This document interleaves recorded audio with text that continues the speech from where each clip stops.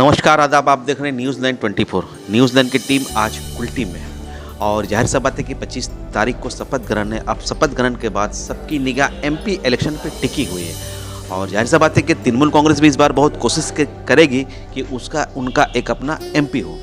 अगर कुल्टी की बात की जाए तो हम लोगों ने देखा कि कुल्टी के जो हलका है, इस एरिया में जो एक यंग तृणमूल कांग्रेस के बेबाक लीडर है, वो उन्होंने बहुत हिकमत अमली से अपने वार्ड के लोगों के लिए काम किया और उनकी मेहनत का नतीजा है कि इस बार से 2-3 वार्ड टीएमसी निकाल पाई। अगर हम बात करें स्पेशल वार्ड नंबर आपकी अगर बात की जाए तो उनकी वजह कर हम लोगों ने देखा कि वार्ड नंबर 70 यहाँ से टीएमसी जितने में कामयाब हुई। इनके साथ साथ और दीगर भी बहुत सारे लोग थे, उनमें एक्स काउंसिलर का भी रोल था, लेकिन इनका एक अहम रोल था। अब जाहिर सी बात है कि संगठन को प्रचार प्रसार करने के लिए ये जरूरी है कि यंग जनरेशन को भी मौका दी जाए और चूँकि वो टीएमसी से बहुत दिनों से जुड़े हुए हैं और उनकी एक्टिविटीज़ को देखकर ऐसा लग रहा है कि आने वाले दिनों में टीएमसी उनको एक अच्छा मौका देगी। आइए उनसे मुलाकात करते हैं और जानते हैं कि अपनी फ्यूचर को लेकर के वो कितने सीरियस है। Sir, first of all welcome in our channel. क्या नाम हुआ आपका? अमित कुमार यादव उर्फ Lalu, Kulti block TMC general secretary. सबसे पहले आपके चैनल के माध्यम से आपके और आपके दर्शकों को मेरा प्रणाम और नमस्कार और अस्सलाम वालेकुम। लालू भाई, बात की जाए कि अभी आप किस पोस्ट में हो? मैं Kulti block TMC general secretary. इस बार के इलेक्शन की बात की जाए, हम लोगों ने देखा कि इस बार जितनी उपेक्षा की जा रही थी कुल्टी अच्छा रिजल्ट करेंगे, तो उतना अच्छा रिजल्ट वो कर नहीं पाई, तो इसकी वजह क्या? ये रिज़ल्ट अच्छा नहीं कर पाई ये बोलना सही बात नहीं है। रिज़ल्ट हम लोगों ने अपने तरफ से 100% दिया।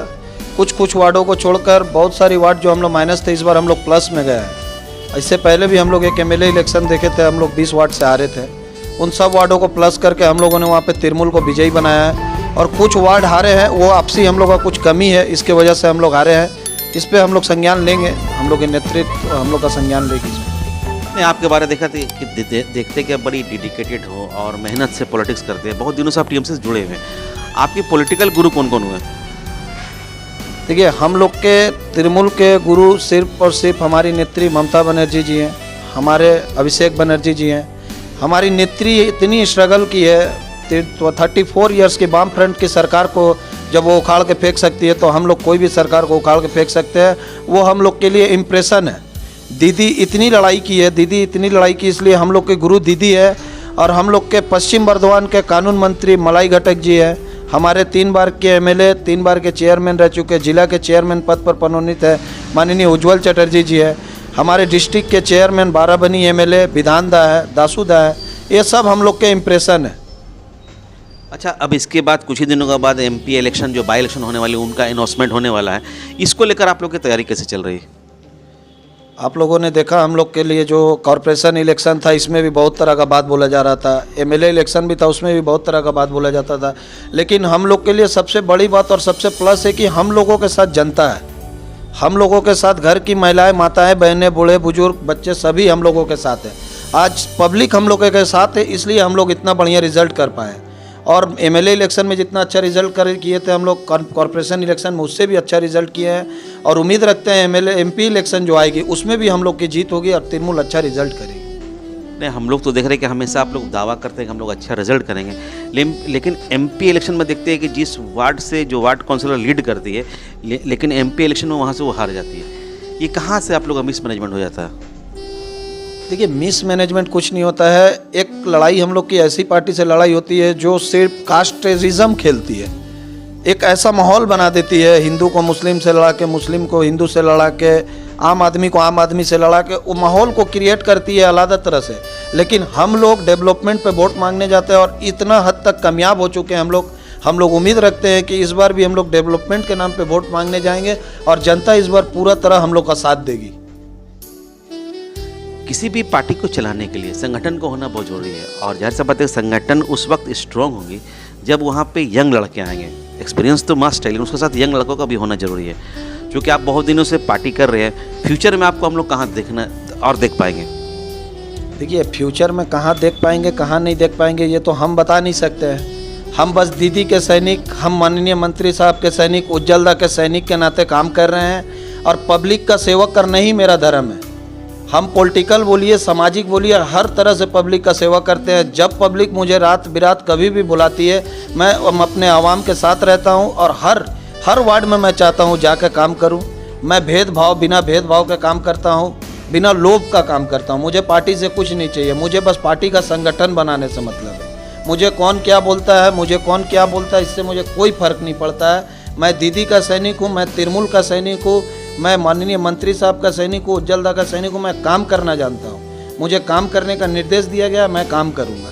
नहीं, वो तो हम लोग ने देखा। और अगर बात की जाए वार्ड नंबर 70 की, तो हम लोगों ने देखा कि यहाँ एक टफ मुकाबला था और आपका मुकाबला बीजेपी से था और आपकी एक्टिविटीज़ को भी हमने देखा। आखिर आप लोगों ने ऐसा क्या किया जो इस सीट को आप लोग यहाँ से निकाल पाए? देखिए, सबसे पहले मैं बताना चाहता हूँ, वार्ड नंबर 70 के लोगों तक सुविधा नहीं जा रही थी। लोगों के मन में एक आक्रोश जैसा था। मैं लोगों के बीच गया, लोगों को समझाया, मैं घर घर लोगों को दीदी का स्कीम पहुंचाना हो, मेडिकल सुविधा हो, किसी को एडमिट कराना हो, किसी का बच्चा का एडमिशन कराना हो, कोई भी तरह का सुविधा हो, किसी का हेल्थ कार्ड बनवाना हो, किसी का आधार कार्ड लिंक करवाना हो, मैंने सारी सुविधाओं को इस पार्टी ऑफिस से देने का कोशिश किया और पूरे वार्ड के लोगों तक मैंने ये सुविधा को पहुंचाने का कोशिश किया। इसलिए वार्ड की जनता हम लोगों पे, हमारे एक्स काउंसलर पे भरोसा करते हुए ये मुकाम तक दिया और वार्ड नंबर 70 अच्छा रिजल्ट किए। चलिए, आप लोग अच्छा रिजल्ट कर लिए, जीत भी गए, अब आप लोगों की वोट भी बन गई है। अब इस वार्ड के लिए और आप लोग क्या क्या काम कीजिएगा? देखिए, हमारे वार्ड में सबसे बड़ी समस्या है पानी की समस्या। हमारे वार्ड के लोगों के अंदर अभी भी कुछ आक्रोश है कि पानी का काम नहीं हुआ है, रास्ता बन गया है। मैं वार्ड के लोगों से हाथ जोड़ के विनती करता हूं कि आप लोग घबराए नहीं, आप लोगों को घर घर तक कनेक्शन पहुंचाने का काम हम लोग करेंगे। अगर आप लोग के पास घर घर कनेक्शन नहीं जाएगा तो आप लोग आके हमें बताएं, हम जरूर इसका निवारण करवाने का कोशिश करेंगे। अपने उच्च नेतृत्व को बोल के जल्द से जल्द वाटर कनेक्शन करवाना चाहेंगे। और जिन लोगों ने आपको वोट दिया, आपकी आज बोर्ड बन रही है, 25 तारीख को आपका शपथ ग्रहण है, उन लोगों के लिए क्या बोलेगा? मैं आप सभी से हाथ जोड़ के विनती करता हूं कि शपथ ग्रहण के दिन पहुंचे और इस अच्छे दिन का भागीदारी बने। और मैं उम्मीद करता हूं कि इस बार जो बोर्ड बनने जा रही है वो नए बोर्ड बनने जा रही है और नए कार्य को लेकर, इसलिए क्योंकि हमारे जो मेयर भी बनने जा रहे हैं वो एकदम यूथ से आते हैं, वो काम करना पसंद करते हैं और जो पब्लिक का काम करता है वही दीदी का सैनिक हो सकता है, वही दीदी का सिपाही हो सकता है। घर में बैठ के रहने से काम नहीं होता, पब्लिक के पास जाइए, पब्लिक के साथ रहिए। पब्लिक हम लोग को उम्मीद करते हैं कि एमएलए इलेक्शन बीता, एमपी इलेक्शन आने वाला है, काउंसलर इलेक्शन पार हुआ है। उम्मीद करते हैं कि एमपी इलेक्शन में भी हम लोग 70 नंबर से लीड करेंगे और 70 नंबर की जनता हम लोगों को वोट देकर भारी से भारी मतों में विजयी बनाएगी। टीएमसी के कोई भी इवेंट हो, आप काफ़ी बढ़ चढ़ कर हिस्सा लेते हैं। द्वारे सरकार हमने देखा कि आपकी एक टीम है जो वर्क करती है। इसके बाद फिर इस ऑफिस के माध्यम से और क्या क्या करने का इरादा है? देखिए, सबसे बड़ी बात कि हम लोग के इससे पूर्व पार्षद भी तिरमुल के थे, इस बार भी पार्षद हम लोग के तिरमुल के हुए हैं। हम लोग, सबसे बड़ी बात है, हम लोग दीदी के सिपाही होकर काम करना चाहते हैं। हम जैसे इससे पहले भी तिरमुल की सरकार में, तिरमुल के बोर्ड में जो द्वारे सरकार कैंप लगा था, मेरी टीम एक्टिवली काम करती थी।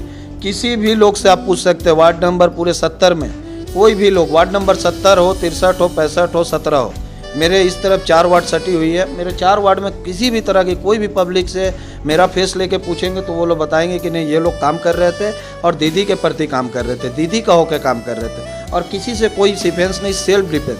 हम लोग सेल्फ काम कर रहे थे, कोई लोभ लालच में काम नहीं कर रहे थे, पब्लिक का काम कर रहे थे और इसी का नतीजा है कि पब्लिक हम लोग को वोट देकर बढ़िया वोटों से विजयी बनाई है। और आने वाले द्वारे सरकार कैंप में भी हमारी टीम उसी तरह एक्टिव रहेगी। हम लोग दीदी के होकर काम करेंगे, हम लोग नेतृत्व मलाइदा के काम करेंगे, हम लोग उज्ज्वलदा के नाते काम करेंगे। हम लोग को बस पब्लिक का सेवा करना ही हम लोग का धर्म है। चलिए, ये थे अमित कुमार यादव उर्फ लालू, जिनका ताल्लुक वार्ड नंबर 70 से। आपने इनकी बेबाकी को भी देखा, इनका बोलने का लहजा को भी देखा और सबसे बड़ी बात है कि दिल से पार्टी करती है। और वो दिन दूर नहीं जब ये पार्टी में एक अपना मुकाम बना लेंगे, क्योंकि ममता बनर्जी ने ये कहा कि जो अच्छे लोग होते हैं उनको हम जगह देंगे। अब देखना है कि ये कब जगह बना पाते हैं या कब इनको एक आला ओहदा मिलता है, ये तो आने वाला वक्त बताएगा। लेकिन ये यकीन है कि जिस बेबाकी से और जिस खिदमत खल्क के तहत ये लोगों के काम करते हैं, इनकी ये तेवर हमेशा बरकरार रहेगी। सर, आपकी शेड्यूल बिजी थी, उसके बाद भी आपने चैनल से बात किया, उसके लिए बहुत बहुत धन्यवाद।